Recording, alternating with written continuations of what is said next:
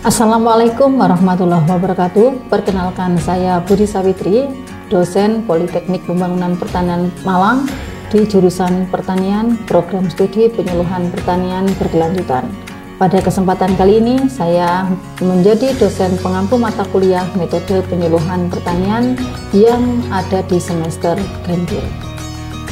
Mata kuliah metode penyuluhan pertanian terdiri dari 3 SKS, 1 SKS teori dan 2 SKS praktek. Untuk mata kuliah ini berisi tentang model-model pendekatan penyuluhan, kebutuhan metode penyuluhan, pendekatan partisipatif, jenis-jenis metode dan teknik penyuluhan, metode penyuluhan, desain dan strategi metode penyuluhan, dan lembar persiapan menyuluh. Capaian pembelajaran pada mata kuliah metode penyuluhan pertanian yang dibebankan pada mata kuliah yaitu terdiri dari 3 aspek, yaitu aspek sikap, pengetahuan, dan keterampilan. CPMK atau capaian pembelajaran mata kuliah pada mata kuliah metode penyuluhan pertanian terdiri dari 6 CPMK. Yang pertama, mahasiswa mampu menjelaskan model-model pendekatan penyuluhan. Yang kedua, mahasiswa mampu menjelaskan kebutuhan metode penyuluhan. CPMK 3, mahasiswa mampu menjelaskan pendekatan penyuluhan secara partisipatif. CPMK 4, mahasiswa mampu menjelaskan jenis-jenis metode dan teknik penyuluhan. CPMK 5, mahasiswa mampu menjelaskan metode, desain, dan strategi penyusunan metode penyuluhan. Dan CPMK 6, mahasiswa mampu menjelaskan dan membuat lembar persiapan menyuluh. Berdasarkan capaian pembelajaran mata kuliah atau CPMK dan peta pembelajaran yang telah disusun, mahasiswa diharapkan dalam 1 semester mampu menguasai penyusunan metode penyuluhan pertanian yang dapat diterapkan nantinya pada aktivitas penyuluhan, baik itu magang penyuluhan maupun pada kegiatan penyuluhan di dunia nyata sebenarnya. Demikian rencana pembelajaran semester disusun untuk tujuan supaya proses pembelajaran yang tertuang dalam 16 kali tatap muka dapat berjalan secara terstruktur dan dapat sesuai dengan output pembelajaran yang dibutuhkan. Demikian saya akhiri. Terima kasih. Assalamualaikum warahmatullahi wabarakatuh.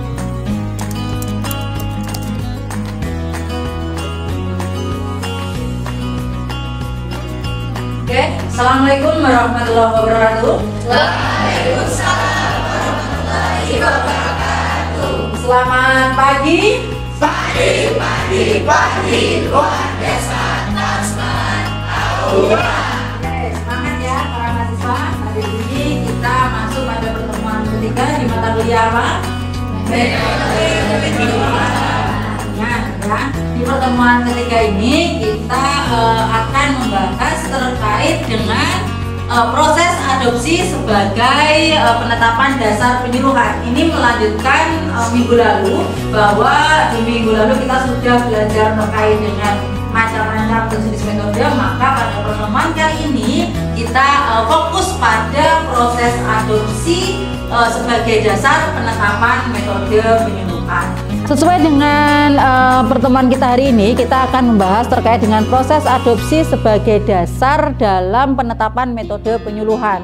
Seperti yang kita ketahui, di minggu yang lalu kita sudah sempat menyepil terkait dengan pengertian adopsi, ya, adopsi dan inovasi. Nah, sekarang ketika para mahasiswa nantinya sebagai seorang calon penyuluh ini akan turun ke lapangan, tentunya selain pengertian adopsi yang tadi disampaikan oleh rekan-rekan, bahwa proses adopsi itu adalah penerimaan, ya, terhadap sebuah inovasi. Nah, pertanyaannya sekarang, ketika teman-teman turun ke lapangan, apa yang kira-kira terjadi pada sesuatu lingkungan yang baru? Proses apa yang ada? Proses adaptasi. Nah, sekarang apa bedanya antara adopsi dengan adaptasi? Ada yang bisa menjelaskan kira-kira dari mahasiswa? Silakan, Mbak. Penyesuaian diri, Mas. Apa? penyesuaian pada hal baru. Oke, kita coba bedah satu persatu ya. Untuk adopsi kita berbicara pada konteks penyuluhan ya. Dalam proses penyuluhan pertanian, adopsi ini adalah proses penerimaan inovasi. Betul sekali tadi yang disampaikan oleh rekan-rekan sekalian. Namun demikian di sini proses penerimaan inovasi ini berkaitan dengan perubahan perilaku pada inovasi yang disampaikan oleh penyuluh ya, pada konteks penyuluhan pertanian. Sehingga di sini proses penerimaan inovasi ini adalah perubahan perilaku yang terjadi pada sasaran terhadap inovasi yang disampaikan oleh penyuluh. Nah, yang saya gunakan pada konteks pembelajaran pada pertemuan ketiga ini, saya mengacu pada teorinya Rogers. Di sini ada 5 ciri. Ya, 5 ciri. Yang pertama adalah keunggulan relatif. Nah, ini setiap solusi yang ditawarkan atau inovasi yang ditawarkan untuk menyelesaikan permasalahan itu harus memiliki keunggulan relatif. Ya, apa itu? Nah, yang paham adalah teman-teman ketika menganalisa solusi yang ditawarkan kepada petani. Itu tingkat kerumitan. Di tingkat kerumitan tersebut, mudah tidaknya, sulit tidaknya alat tersebut atau konsep tersebut dikembangkan di wilayahnya. Solusi itu harus dilihat kerumitannya. Contoh apa kira-kira? Ada yang bisa memberikan contoh tingkat kerumitan? Iya, silakan Mas Rasid. Terkait penggunaan IoT mungkin itu juga mungkin penggunaan drone itu kan tidak semua kalangan tadi bisa mengoperasionalkan di lapangan. Oke, betul sekali ya. Selain kita tingkat kesesuaian, ada tingkat kerumitan.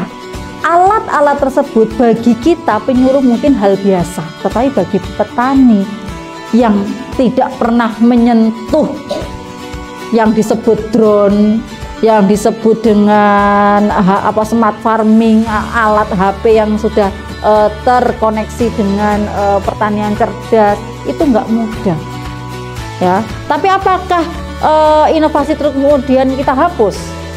Tidak juga, tetapi tetap kita lakukan dengan menetapkan metode apa yang kira-kira pas supaya mereka petani-petani itu gaul ya, bahasanya itu gaul, mau mengadopsi inovasi tersebut.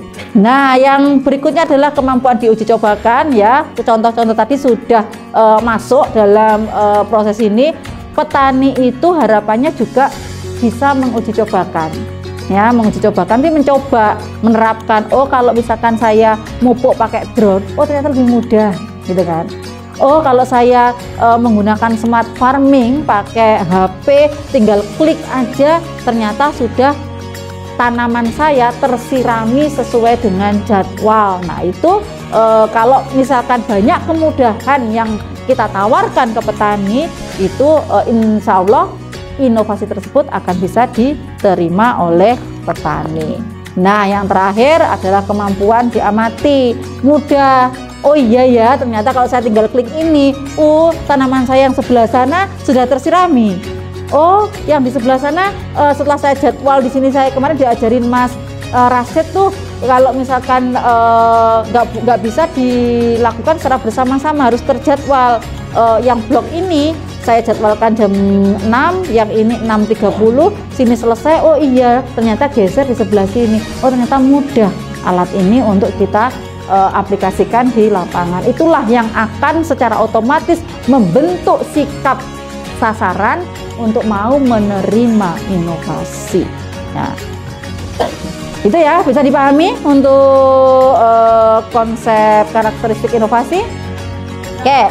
Kalau sudah bisa dipahami, kita akan lanjut pada ini, aliran adopsi inovasi ya.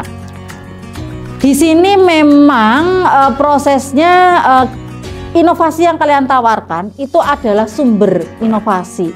Kemudian sumber inovasi ini tentunya ada tahapan atau proses adopsi. Ada yang masih ingat proses adopsi, tahapan adopsi?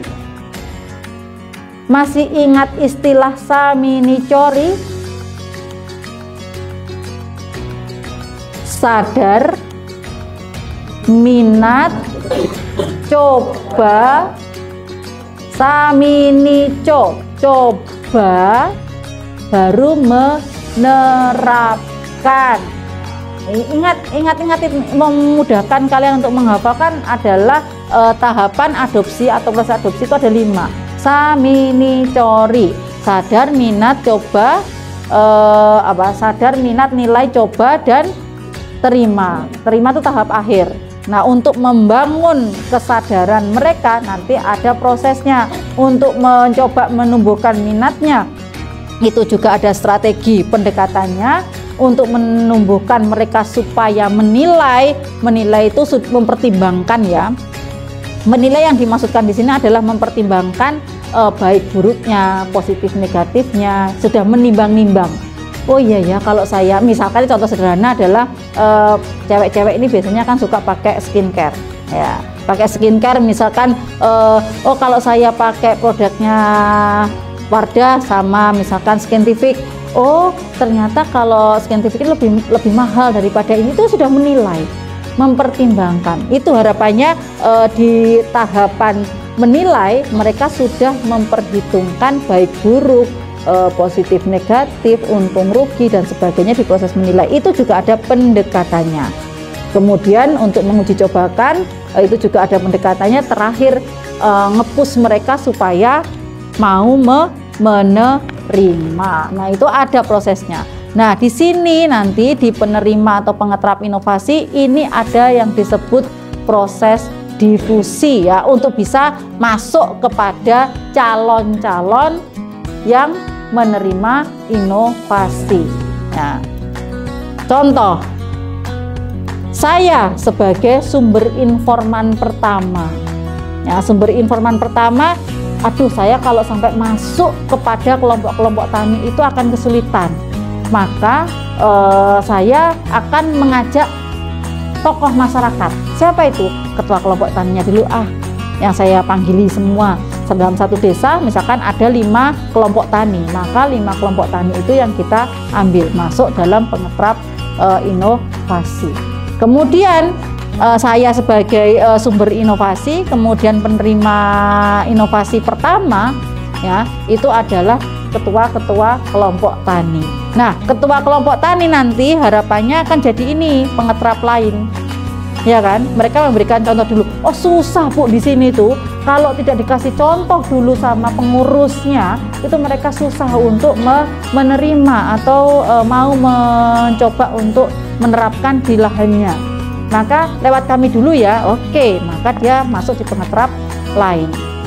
Nah, ketika pengeterap lain ini sudah memberikan contoh dalam pengimplementasian inovasi, maka ini nanti akan terus mendiskusikan.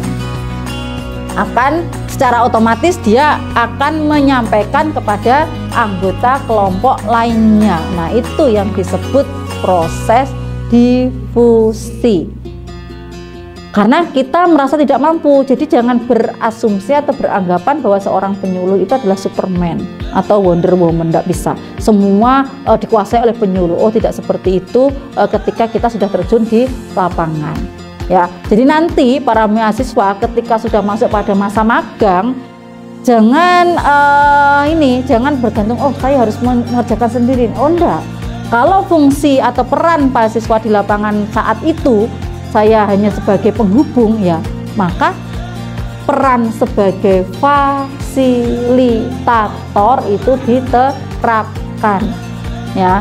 Oh saya nggak bisa ini harus pakai orang lain ya, untuk menjelaskan terkait dengan akses permodalan. Akses permodalan ya, akses permodalan itu kan menghubungkan antara petani yang butuh modal dengan yang memberi modal. hubungkan saja, tapi bukan berarti kalian atau penyuluh itu yang menyampaikan bahwa nanti tak akan pinjami, saya pinjami, tidak seperti itu. Tetapi dengan kita melibatkan dengan pemilik modal, maka pemilik modalnya yang akan menjelaskan, pihak perbankan atau kelembagaan ekonomi yang lain seperti itu. Silakan mereka menjelaskan, kita hanya menjembatani. Ada satu kata motivasi buat mahasiswa, baik saya maupun para mahasiswa, intinya kita sebagai tenaga penyuluh berjuang, teman-teman juga berjuang. Mari kita saling menginspirasi supaya inovasi yang kita sampaikan akan dapat menginspirasi orang lain. Demikian materi kuliah kita hari ini, semoga bisa bermanfaat untuk kita semua. Saya akhiri. Assalamualaikum warahmatullahi wabarakatuh.